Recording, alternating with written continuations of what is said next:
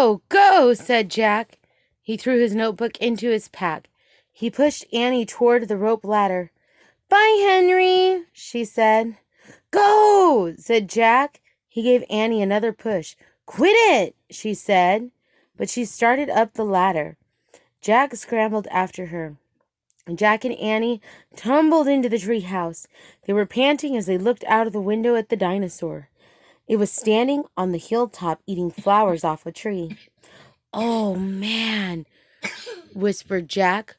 We are in a time long ago. The dinosaur looked like a huge rhinoceros with 3 horns instead of 1. It had 2 long horns above its eyes, and another one grew out of its nose. It had a big shield-like thing behind its head. Triceratops, said Jack. Does he eat people? Whispered Annie. I'll look it up. Jack grabbed the dinosaur book. He flipped through the pages. There, said Jack, pointing to a picture of a Triceratops. He read the caption. The Triceratops lived in the late Cretaceous period. This plant-eating dinosaur weighed over 12,000 pounds. Jack slammed the book shut. Just plants, no meat. Good, said Annie. Let's go see him up close.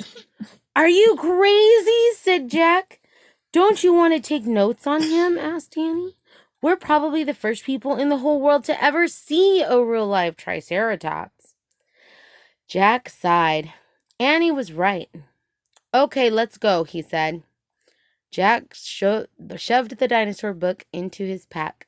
He slung his pack over his shoulder. Annie started down the ladder, and Jack followed her. Just promise you won't pet him, Jack called down to Annie. I promise, said Annie.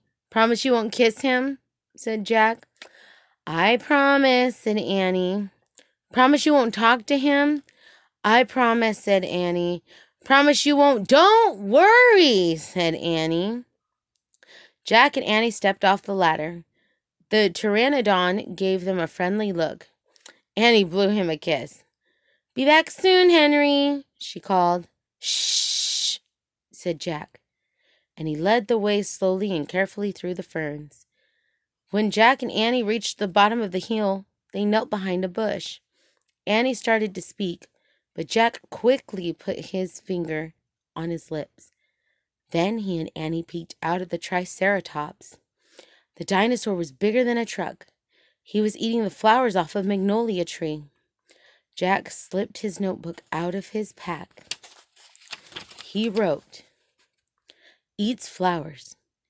Annie nudged him. He ignored her. He studied the Triceratops again. He wrote, Eats slowly. Annie nudged him harder. Jack looked at her. She pointed to herself. She walked her fingers through the air. She pointed to the dinosaur. She smiled. Is she teasing? Jack wondered. Annie waved at Jack. Jack started to grab her. She laughed and jumped away. She fell into the grass in full view of the Triceratops. Get back, whispered Jack. Too late. The big dinosaur had spotted Annie. He gazed down at her from the hilltop. Half a magnolia flower was sticking out of his mouth. Oops, said Annie. Get back, Jack said again.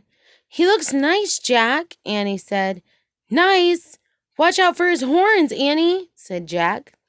The Triceratops gazed calmly down at Annie. Then he turned and loped down the side of the hill. Bye, said Annie. And she turned back to Jack. See? Jack grunted, but he wrote in his notebook, nice. Come on, let's go. Let's look around some more, said Annie. As Jack started after Annie, he saw something glittering in the tall grass. Jack reached down and picked it up. It was a gold medallion.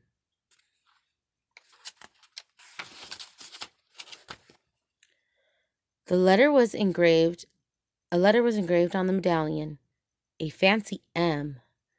Oh, man, someone was here before us, Jack said softly.